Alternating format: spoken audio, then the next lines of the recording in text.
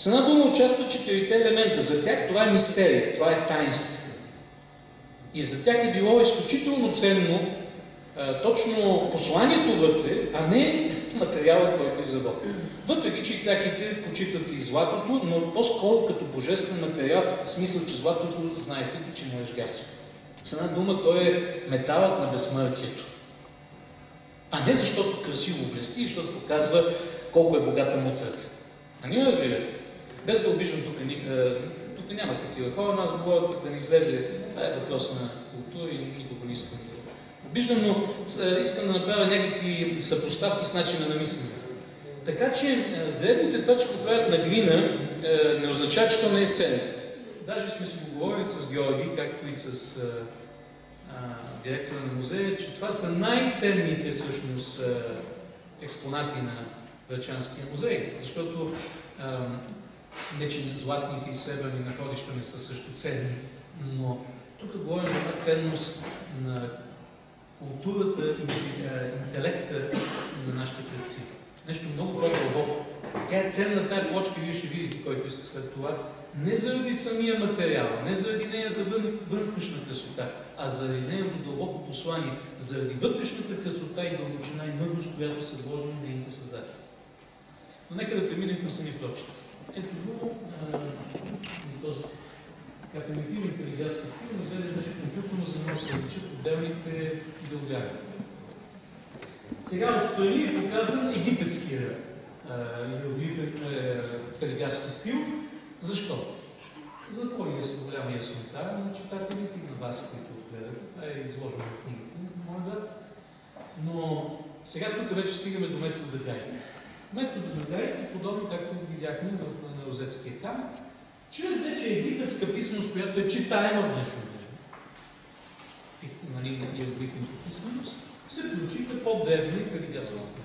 Защото мнозина хора винаги било големия проблем. Това казват, как ще прочетем такава плочка на такава древност, на 7000 години? То няма никаква фонетична азбука. И мнозина изследователи се казват, това е невъзможно да се прочете. Те казват, това е невъзможно. Как ще го прочетете? Няма никакъв мост към прочета.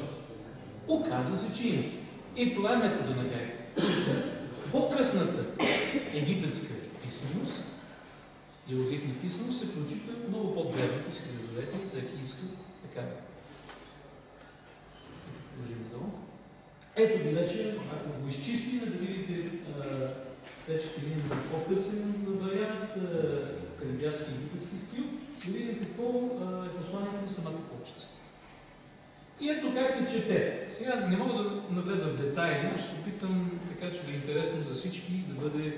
Знам, че някои са по-задълбочени, други за първ път се сблъскват с такова величие или такова велико послание, могат да го оценят, може и да не го оценят. Затова ще отида към по-общата презентация, която иска ще се задълбочи. Буквално, както виждате, тук го и пише, горният ред се чете триединният Бог или боговете. Това виждате трите знаменца. Имайте предвид, че се чете в случая от дясно наляво. Трите знаменца, това е триединният Бог или богове. Вижте, още тук се появява концепцията за Троицата. Някой ще каже, не е възможно, имаше такива безумци, които се наричат точно така. Това не е възможно, истия концепция. Но чакайте, концепцията за троичност ги има в много древни и езически концепции религиозни, които древните дори отци на църквата са обяснявали и са казвали, че всъщност тази истина за Тройца, за Божествена Тройца, за един Бог, единосъща Тройца, която в християнство по-късно съдвента на новозаветната богословска мисъл, се извежда съвсем ясно, но тази концепция винаги имала и тази идея за Богът баща, за Богът майка, за Богът син. Това е много древна концепция. Древните винаги са я знаели, друг е въпрос как се е тълкували. Той в днешно време много хора си мислят, че са християни и са християни, както ги викаме ВИК християни, на Великден и на Коледа. ВИК. И аз много път съм се майтапал с аудиторията, че някои хора, ако не познават дълбочините на богословската мисъл в християнство, ще мислят, че Христос е Богът на яйцата по време на Великден. Както в днешно време се казва, Дионът на Тракия, Дионисус, бил Богът на виното. Това е точно такова гръцко виждане, каквото днеска някой наук, като отиде на Великден и виждате хората как се чукат с яйца, ще каже, Първи Христос, това е Богът на яйцата. Толкова е малумно, звучащо за древните ни предци, същото изказване, че техният Бог е бил Богът просто на Библията. Абсолютно елементарно, без да се разбират дълбоките послания и съдържания. Така, но имам предвид, че ето троичност има още от най-дълбока древност. Ето триединни Бог или богове обхождат, обитават. Това е знакът, който виждате, прилича.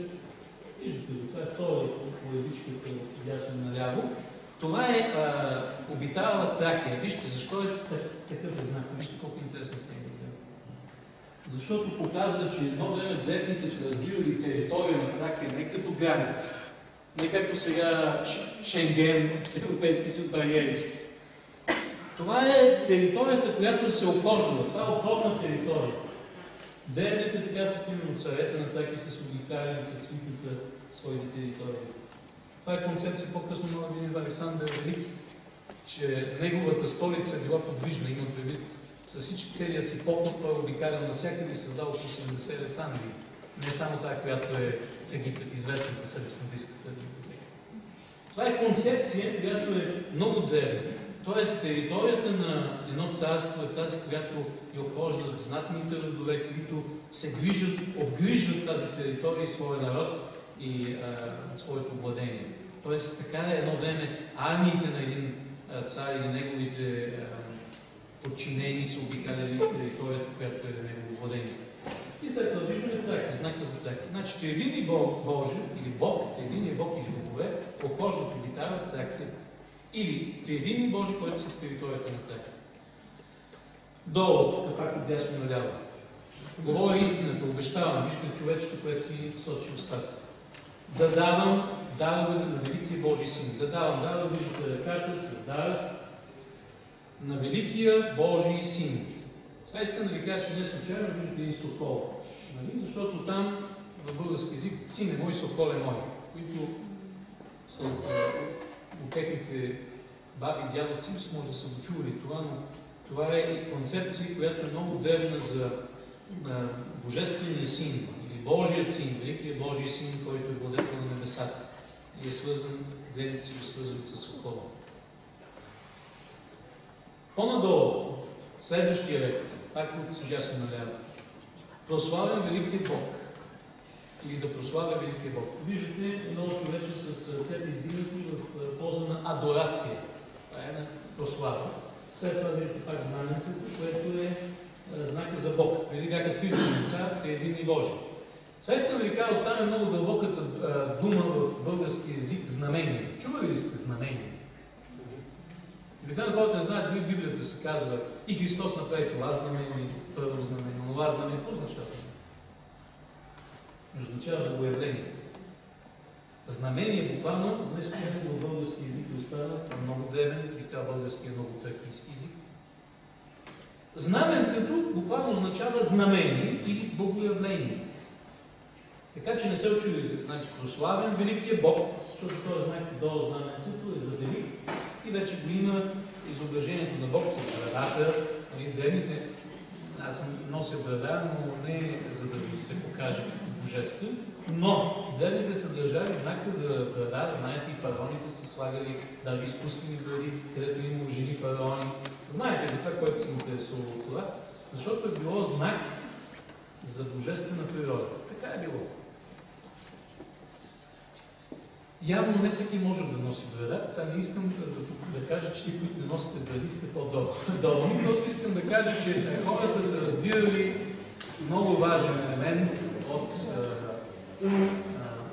образната реч е да изразят, даже това се казва хората, мъдрите хора са подложени по брадите. В днешно време поп не може да стане, ако няма брада.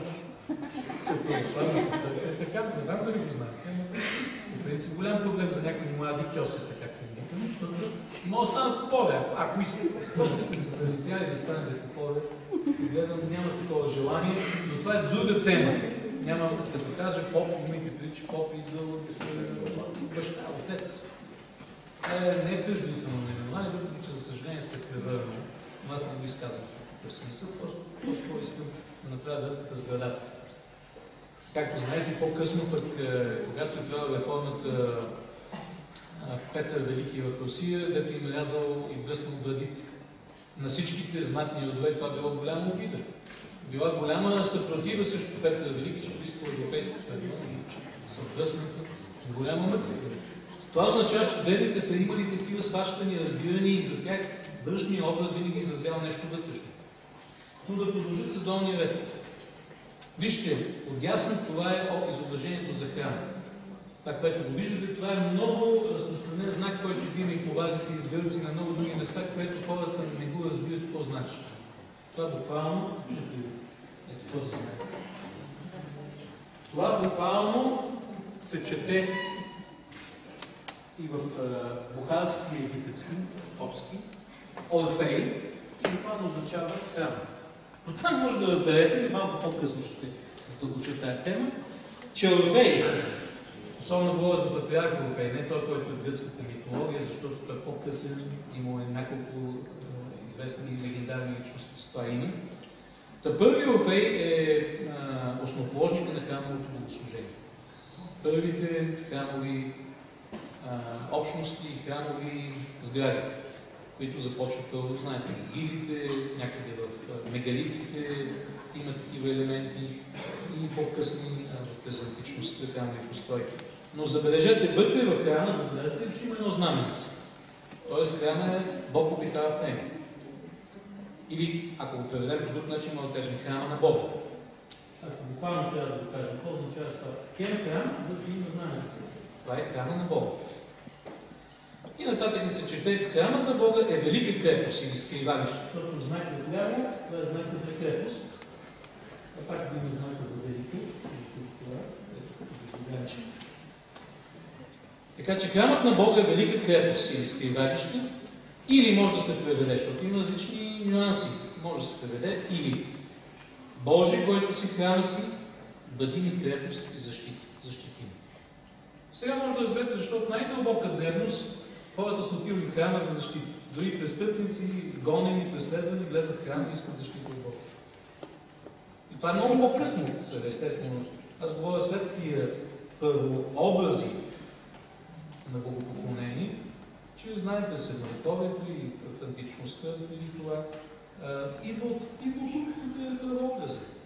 Идеята за храма като крепост, която човек скрива себе си и търси защита. Или ако видим както е плочката цялата, виждате, от единни Божи, който обитаваше Тракия, свидетелствам истинно и обричам се да ти принасям дарово, велики Божи сини. И само Теб ще величая, о велики Боже мой, Ти, който си в храма си, моля, избави ме. Естествено, сега малко по-софистицирано. Ние го благоволодихме, както човека, който го е писал, може да се моли, о, Ти един Боже, който обитаваш Тракия. Свидетелство, наистина. Разбирате ли, карна вече елемента на душа, емоция, чувство на това, което е преживявал този, който го е писал. Сега Карамурската плочка. От плочките днес ще разгледам само тези две и след това ще отидем на Кивота или Ковчега на Орфей Елизавета. Днес няма да имаме повече, защото ще дойде много. Много интересно да се запознаем с тези неща. Карамурата плоча, и само накратко видяхте вече модела на ключите, ще бъде по-кратък и бърз. Ето е плочка на Карамурата, тя е като по две части, които имат хоризонтална черта, която го гледа. Ето нека прочетем първото, която може да се развърти, да видим и други. Те са буквално така направили, че могат като се завърти, можете да прочетем и втората част. Ето първата стария калиграфски стил на Тракията, който е много първичен. Нека видим негови по-модерни. Ето го модерен стил. В модерен смисъл в Египет. Египетския калиграфски стил.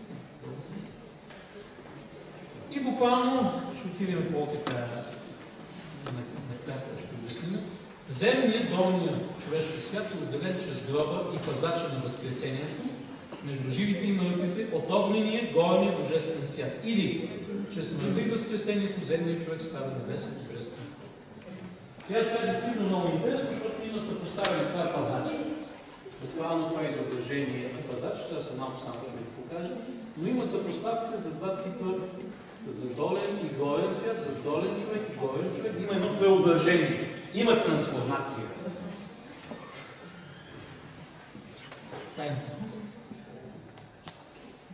Сега това пък е, като завъртиме почката, другата и половина.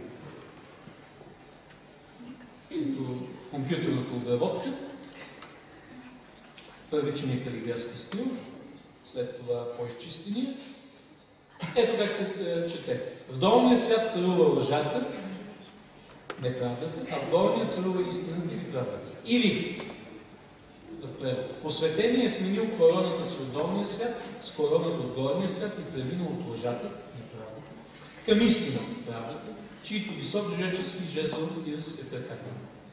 Искам да ви кажа, пак е съпоставени с двама души, две личности, което показва също едно преображение. С един тип корона и друг тип корона, един тип жезъл и друг тип жезъл.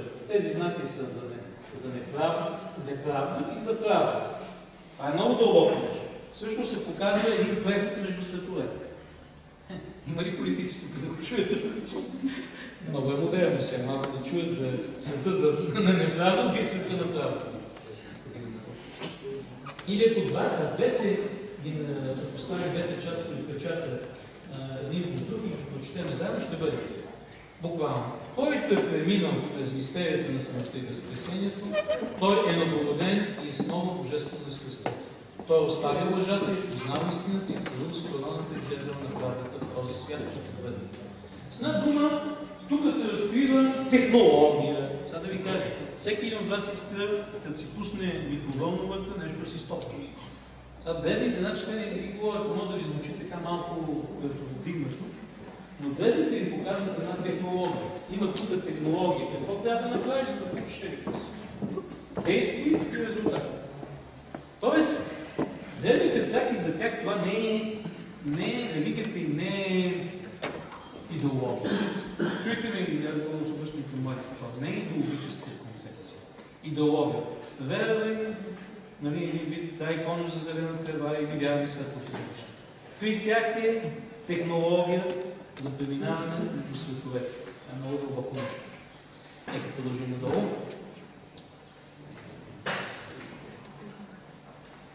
Сега връзката между Тракия и Египет пак ще проследим тук. Преди текстовете от плочката от Градешница и Карано, мотивите в Египет и Тракия. Едното, което виждаме, царят дава принос на Бога, отдолу е нека царят да даде дава принос на Бога. Или това, което видяхме в Градешница. Аз свидетелствам истинно, обещавам да давам даване на Великия Божи син и отдолу. Аз давам даване на Великия Божи син. Сега да видим надолу това как се чете в Египет. Иероглифа за Божия син, който видяхме с огночета. Хора. Това, че се чете в некопския, конкретно букарски диалект, е Пшили, син Божий. Накопски, египетски и така се използва от древната копска християнска литургия до днес. Искам да ви кажа с една дума, този иероглиф се чете по начин, по който и до ден днешен се прочита в християнската копска. Коптите, ви знаете, че са днешните египтяни в Египет и по света, където са пръснати от ислямската инвазия и нашествието на последователите на Мохамед. С една дума, веднага става ясна връзката, че в Египет, освен иероглифа и самото произношение доказва разбирането за Сина Божий, как се произнася, и това е останало и до ден днешен в християнската религия.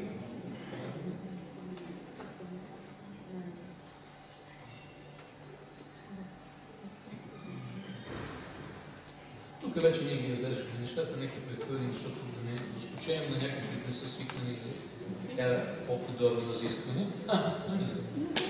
Сега това, което ви показвам, вие видяхте по-непечата на Караново, където е пазителя между световете. Каква е разликата сега? Пазителят там е с една опашка, която е нагоре. Докато богът Анубис, както някои знаят карта, но тук става въпрос за бог Анубис, няма такова нещо. В Египет, чието култ към Анубис е хилядолетие по-късно, е изображението съвсем различно. Докато в Тракия този иероглиф, който и в Египет е запазен, но той не се чете като Богата Нобис, означава буквално куче пастир. Или звуково се чете Сеф. И означава пазач между области. Сега да си сещате, че има Сеф, има църкийско. Но това не са случайни неща. Пазач, пазител. Значи мога да преведем на някое името древните тегистки царе, пазители на тайните, на световете. И виждаме в печата, за който погледнахме, че е използван точно този ключ, да кажа пазителя, Сеф, дето се произнася. Пазачът между световете, между живите и мъртви. Пазачът на възкресението. Сега отново се връщаме това, което показвах за човечеството. Човечеството е. Връзката с Египет каква е? Че и в Египет се говори за две корони. В храма на Хорус в Едфу в Египет изобразена коронацията на фараона Птоломей VI, двойната корона, която му връчват като персонификация на долни и долни руки. Вижте, това е долу. Това е отдолу в Египет. Долната схема с Египет. Което веднага прави връзката с горното в Тракия. Вижте, значи има и там се говори в Египет за две корони. Но има малка разлика в концепцията. Концепцията в Тракия е различна. Тук се казва, че короната на горния свят може да постигне само този, който преживява мистерията на смърт и възкресение, чрез което става посветен и с ново божествено естество. Тоест, показва се технологията на преминаването към божествената власт. И когато това новорождение посредством мистерията на посвещението на смърт, възкресение стане факт, тогава настъпва озарение и познаване на истината, която дава способност на вече посветения цар да владее чрез жезъла и короната на долния цар. С една дума, древните траки са разбирали, ето тук вече е в Тракия варианта, че единственият начин да владееш и земните светове, когато станеш посветен, преминеш в царството на правдата, онези измерения на истината, на истинската реалност на невидимите същности, от които се проявяват и произлизат всички видими прояви и феномени на физическата действителност. Сега, защо е толкова важно това? Вижте, много е модерно, понеже споменахме за политиците. Оказва се, че истинската власт е малко едно послание, което е актуално.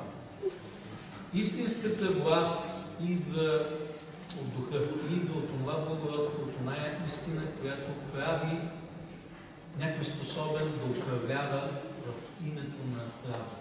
Знаете ли каква е разликата между истина и правда? Аз искам да задам на моите това въпрос. Каква е разликата между истина и правда? Кажете ми, каква е разликата между истина и правда? Мен е много интересно да ми кажа. Момчета, каква е разликата между истина и правда? Вижте, това са важни неща, защото и днес кадовите, които заблуждават масите с популистски послания, не забелязвате ли, че се правят, че говорят истина. Все говорят против лъжата. Значи говорим нещо много актуално. Всички се правят, че говорят истина, също тия, които са лъжливи. Значи в днешно време и лъжата трябва да се направи на истина, за да могат да го управляват. Така ли? Да сте видяли някой от която, обръщам се и към по-възрастните, да управлявал в България и да казва откровено, аз съм лъжец, крадец, измамник. Всички се правят на праведници, на истинни, на работещи за народа, за благото му, така ли? Значи това работи дори като имитация, дори като фалшификат. Да се обръщам, това е разликата между истина и правда. Момчета, кажете ли разликата между истина и правда? Едното е истина, другото е правда. Две думи има. Ако беше едно и също, нямаше да има нужда от две думи. Разликата е, че истината, правдата е приложена истина. Правена на истина. Постъпване според истината. Резултат има. Технология и метод. Не е само да говориш едно, а да вършиш друго. Така че има много политици, които казват, че говорят истината, но очевидно лъжат, защото няма правда в поведението и в думите. Така че още древните траки са казали, че истинското управление и истинската духовна власт е истината и правдата и може да постигне само който преминава през посвещение и влиза в долните измерения на уния светове, където не всичко е пари. Сега да ви напомня това на думите на Христос, който казва: не може да служите на двама господа. Не може да служите на мамона, парите, никой историята, не може да служите и до време Господа Бога. Защото единият свят е света, където всичко е парички и всичко е въпрос на кефа, на измамата и тогава повечето хора действително защо да се борят за нещо друго, освен да придобият дори с цената да откраднат, да купуват и да измамят. Ние толкова говорим всички млади хора, че има крадци политици, ама знаете ли, тия политици произлизат от нас, всички нас. Бъдещите политици на България излизат от вашите съда. И ако вие живеете само в света, където всичко е кефчето, левчето, очевидно е, че вие ще бъдете същите измамници някой ден, или да бъдете политици. Значи човек първо трябва да се посвети на нещо много по-велико, което е отвъдно и не е тленно. Затова Христос казва: не трупайте богатство там, където молец яде, ръждак хваща и крадец краде. Значи едното е да събираш богатство, което обаче, вие сте млади, не го усещате, обаче по-възрастни да го знаят. Мене брат ми като почина, слава Богу, аз знам, че той е тук от други богатства, от други светове, където е във вечността, като Херос. Светите Херос и светия. Но ви го казвам, нищо не остава на този свят, което може да си го вземеш отвъд. Този свят е една илюзия. Затова древните са разбирали, че трябва да преминеш през посвещение да познаеш света на отвъдното, това, което е вечен свят, на възкресението. Това е да има и след това виждаме адвента на християнството. Христос говори също. Това е въплъщението на всички тия идеали, които виждаме в тия почки.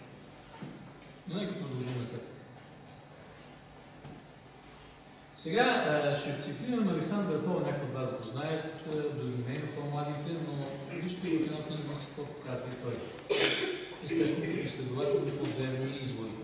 Подобни са идеите, изразени в графическите костени пластинки от Олгия, открити през 1951 година и датирани към 5 век преди Христа, вече по-късно.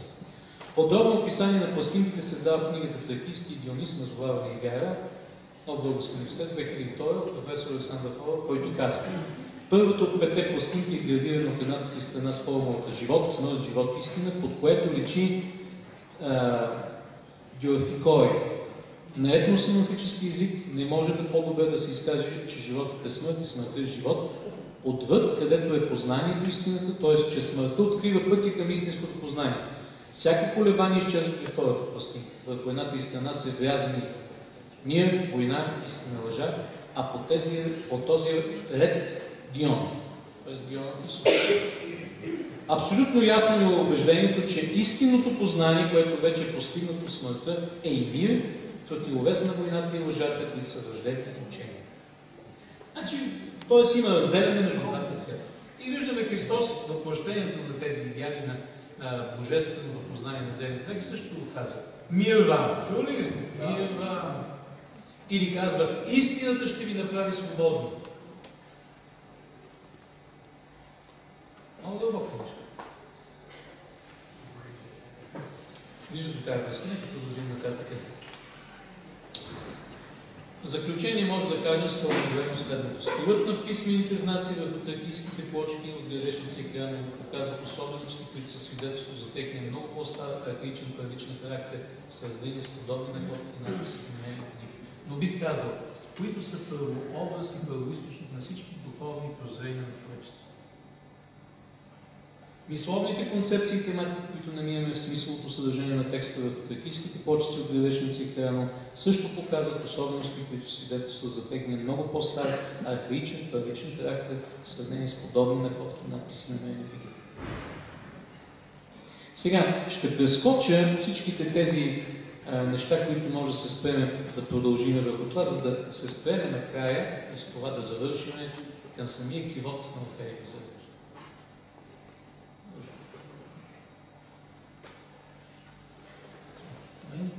Защото ще видите гони този модел на храм, който представлява Офелия Зърб. За да не ви натежи много, особено на по-младите, въпреки че аз ги казвам на моите синове.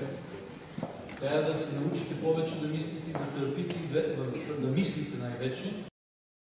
И защото в днешно време по телевизия, по кино, по интернет всичко трябва да стане за 2 минути. Няма място за мислене. Всичко трябва да глътнеш като информация. Обаче от това не ставаш мъдър. Днес е пълно с информация в интернет, но няма мъдрост. Защото информацията е едно, тя може да те потопи, да те удари, дори заблуда. Докато мъдростта е да направи връзка, която тази информация да има положителен резултат, да има плод. Това ще го прескочим. Това са артефакти, между другото, които ги има тук. На някакъв път с Бенесовски ще го обясним, които показват концепция на Древните греки за вечността. Това се произнася енех, вечност. Оттам е знака за плюс безкрай, минус безкрайност. Това е друг знак, който говори вече за вечност. Енжек, вечност, която отряза от време. Както виждате, този знак на това човече. А тук има върху една фигура ето тези знаци, които буквално се четат енхе, което означава вечност, обаче е свързана, защото видим знака за Земя, хиляди по хиляди години, т.е. говорим за земна вечност. Безкрайно множество години. Дайте да отидем по-нататък да прескочим. Тук има и други дълбоки тайни, но искам да отида към самия кивот. Ето го кивот. Сега виждате ли, това е това е модел на храм. И не знам дали го виждате. В четирите краища, където тук да личи много ясно, ъгли на тази къщичка, както някои наричат, има. Това са изображения с човешки глави. Много приличат обаче на както по-късващите, ако се сещате Моисееви кивот с хилядолетия, херовимите. Изображения с лица, помните, крилати същества. Но виждате по-долу на компютърна подработка има знака Орфей или храм. Ето долу дясно е показано. Орфей и храм. Това означава този знак. След това виждате каменното съоръжение долу е обявена знака Перну, което буквално означава кивот или ковчег. Ето този знак. Този знак, който виждате, който ги има и виждате го горе, а то е стилизирано компютърно, буквално означава завет или договор. И затова прилича, виждате в Египет го има и като стиснати ръце, а по-късно и днешно време. Като кажеш здрасти на някой, дай 5, нали се сещате? Това е някакво разбиране за съгласие и договореност. Тези две, които виждате в синьо на самия артефакт горе, компютърно обработени, този знак за единица, забележете в арабската след това цифрова система, влязва като единица. Буквално означава един, единствен или един Бог. Защото и в същото време оттам е произлязло от единство, е произлязло от знаменца. Иероглифа и идеограмата за Бог, за божество, за знамение. Или казано по друг начин, ако съчетаем тия знаци буквално се чете кивотът на Бога, кивотът на Орфей буквално означава храма, значи кивотът на храма, или кивотът в храмът, или кивотът в Орфей, или Богът на кивота, и виждате различните разновидности долу и идеограми са изписани, или Божия завет в кивота, или Орфеевия, т.е. храмовия завет на Бога, или най-долу е записано Божия завет с Орфей. Тоест, този модел на храм, между другото вътре са били тия три плочки. Днес разгледахме само две от тях. Нямаме време за повече, не искам да измоя по-млади. Но идеята е, че, както ако сте чували, в Моисеевия кивот са били 10 плочки на 10 заповеди на Моисея. С хилядолетия преди това виждаме кивот, в който има плочки, които на идеограмна писменост изказват завета на Орфей с Бога.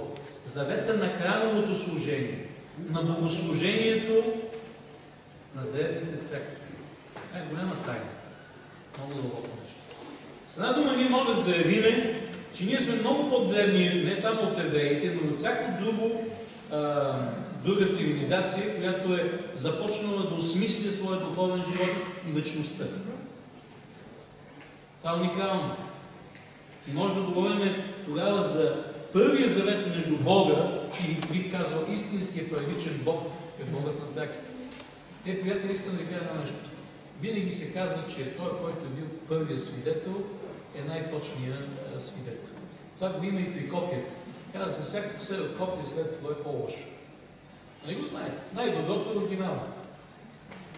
Значи може да кажем, че най-близко до Божеството, до Божествения свят се били нещо древното предтече, нашето предшествие, нашето предци. Защото от извора се пие. От самия извор, самия източник. Ето. Сега това вече друго.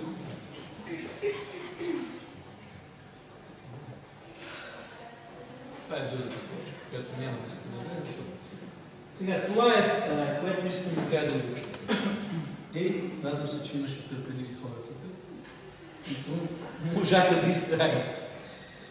Днешно време е много трудно за човек да се концентрира такава информация, която чете сдъвкана. Но ще ви кажа, сдъвканата информация не е твърдата храна. Казвам и по младите хора. Всеки нормален човек ще ви каже, че истинската храна трябва да се дъвче. Не е кашичката. Трябва да бъде не супичката. Супата е хубаво нещо, но всеки обича пържолата или обича нещо, което много сдъвче и да е яка храна. Яките неща трябва да имаш зъбки да дъвчеш. Това се отнася и за духовната храна, мислената трябва да имаш. Разум, схващане, дълбочина. В този смисъл, днеска си, ако това съм постигнал поне да се размислим и да разсъждаваме върху Богът на древните и върху духовното послание на древните или духовния свят, ние го гледат на древните, само и там. Сега, естествено си имаш някакви въпроси и преди да ви дам думата, ако има някакви въпроси и интерес да зададете темата, само ще кажа, наистина брат ми е уникален принос, защото той отвори и врати към развитието на антропологията и културологията. Защото искам да ви кажа, много е смешно, когато мнозини искат да разгледават древните какво са правили, пък не могат да им четат посланиците. Представете си някой да разсъждава за нас, без да може да прочете или да види това, което дали ние записваме на аудио, видео или на... Или хората няма да имат представа какво правят. Някой ден ще виждат някакви артефакти останали от нас и изобщо няма да сващат се какво и да реч. И е много смешно, когато говорим за духовната ни култура, а отричаме писмеността. И представете ли се, древните така какви велики постижения са имали, включително в математиката, включително в познанието на небесните карти, т.е. на звездното небе, на звездните карти. Затова може много да се говори, но и такива уникални образци има на металургия, първото злато, знаете, вам изстроени скринитопи. Невероятни, и тук в Врачанския музей, невероятни експонати. Да видите какви невероятни неща са правили в изкуството и в бита си, как това са цивилизовани хора. И е изключително малумно ние да твърдим, че те не са пренасяли знанието и информацията си на децата си и на своите потомци. Все едно, които сте бащи тук, внимайте, да не съхраните своето знание и мъдрост или това, което считате за ценно, и да се запазите за своите потомци. Естествено, че това са го правили. Верно, тяхната писменост е свещена, друг език, по-дълбок, сякаш скрит. Виждате ли тези неща, някой ги е чел, опитвал се, ама са скрити, трябва някой да ги извади. В този смисъл брат ми беше преводача или бих казал този, който отвори вратата, даде ключа, за да може отново да преговорят древните треки на нашите души и сърца и да можем да разберем техния живот, тяхната духовност, тяхната вяра в безсмъртието и вечността, да разберем до какви божествени измерения са се докосвали. Това е уникално. И да ви кажа, сега това аз не мога вече да ви го кажа, само мога да ви намекна. Моят брат, освен нещата, които извел, той много неща значи да практикува. Но тия неща не са за всички души и очи. Нарочно го казвам да знаете, че както в модерните технологии, не знаете, винаги битките за информация. Има ноу-хау, нали така? И има неща, които не всичко разбираме от технологията и много от нас може да ползваме дали самолети, дали компютри, но дали ги разбираме. Дали може да програмираме така. Мълцина. Така и моят брат вече нашата работа, поне заедно сме работили и сме задълбочавали невероятни неща има, които не са издадени в книгите му. Някои от тях ще излезнат. Аз ще ги издам, защото има много материал, който той съхрани, който е записан и който аз ще издам. И невероятни неща има, а има и неща, които само може да произведе той, който ги практикува, който търси да ги разбере, познае и приложи. Така че искам да ви кажа, че той е много по-жив, отколкото му си мисли. Моят брат си е много жив. Жив по един много по-силен начин, както бяхме в почката на преминал е в света на истината, на правдата и на безсмъртието. И вече моят брат си има корона. Корона, която управлява по един друг начин. Не с пари, не с насилие, както и в света. Повярвайте ми, така управлявате всички свети преди нас, което вярва и православната ни църква. Сега давам думата, на който иска да зададе въпроси, защото много неща се казаха, но той е морел от познание, не искам така просто да отпеча някой, а по-добре някой да зададе въпрос, който го вълнува. Така че имате думата. Искам да попитам, има ли прочити на другата страна на плочката да вървеш? Има, но не искам сега да навлизам подълно, защото няма да стигне време.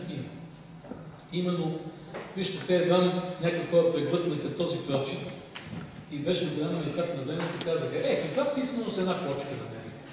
Ама след това се намери в книгите, ще видите трета и четвърта епископ писмо да подивали, това са десетки, стотици, а да ви кажа какви, които са известни като се. Има страшно много неизвестни. Освен това ще ви кажа, нашия климат за разлика от египетския винаги е бил много суров. Египет има късмета, че там е много сухо и се запазват на всякакви носители, знаете, папируси и много други. Климатът в древността в Тракия винаги е бил много суров, много малко неща са останали, но въпреки всичко останало огромно количество и плочки и други артефакти, които много от тях се изнасят и в чужбина, не се и обнародват и не се знаят. Но действително има значение климата. Сигурно си спомняте, вие сте учили по история. Гърците, даже по-късно време, рано средновековие, през пролета дойдат на хуя чак до Плиска и после настъпят студовете и трябва да бягат, защото идват студове и естествено аз го казвам в един стил по-лековат, но действително се знае и римляните, когато били също така още по-рано, че по нашите земи климат е много суров в смисъл много големи амплитуди. И го знаем, това е от други историци и утописци. Това е други въпроси.